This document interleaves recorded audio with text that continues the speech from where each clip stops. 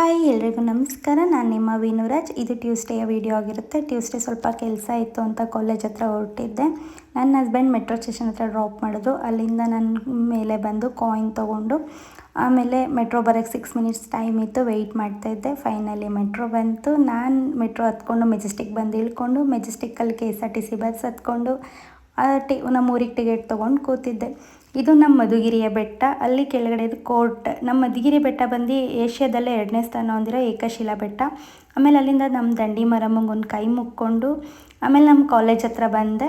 ಇದು ನಮ್ಮ ಕಾಲೇಜು. ಇಲ್ಲಿ ಪೇಪರ್ ಸೈನಿಂಗ್ ಮುಗಿಸ್ಕೊಂಡು ಮನೆ ಹತ್ರ ಹೊರಟೆ. ಮನೆ ಹತ್ರ ಹೋಗಿದ ತಕ್ಷಣ ನನ್ನ ತಂಗಿ ಮಗಳು ಓಡಿ ಬಂದಳು. ಅವಳನ್ನೊಂದು ಸ್ವಲ್ಪ ಮುದ್ದಾಡಿದೆ. ಆಮೇಲೆ ನಮ್ಮ ಅಕ್ಕನ ಮಗ ಬಂದ. ಅವನು ಅದು ಇದು ಅಂತ ಮಾತಾಡ್ಕೊಂಡು ತರಲೆ ಮಾಡ್ತಿದ್ದ. ಅವನ ಹತ್ರ ಮಾತಾಡಾದ್ಮೇಲೆ ನಾನು ಶಾವಿಗೆ ಒತ್ತಿ ಅಂತ ಕೇಳ್ತಾಯಿದ್ದೆ ತುಂಬ ದಿವಸದಿಂದ, ರಾಗಿ ಶಾವಿಗೆ. ನನಗೆ ರಾಗಿ ಶಾವಿಗೆ ಅಂದರೆ ತುಂಬ ಇಷ್ಟ. ಅಕ್ಕಿ ಶಾವಿಗೆಗಿಂತ ರಾಗಿ ಶಾವಿಗೆ ತುಂಬ ಲೈಕ್ ಮಾಡ್ತೀನಿ. ಆಮೇಲೆ ಅದಕ್ಕೆ ಬೆಲ್ದಲ್ಲಿ ಹಾಕ್ಕೊಂಡು ಕಡಲೆ ಪುಡಿ ಹಾಕ್ಕೊಂಡು ತಿಂದು ತುಂಬ ಚೆನ್ನಾಗಿತ್ತು. ಆಮೇಲೆ ಬೆಂಗಳೂರಿಗೆ ಹೊರಟೆ, ಮತ್ತೆ ಹೊರಡೋಣ ಅಂತ.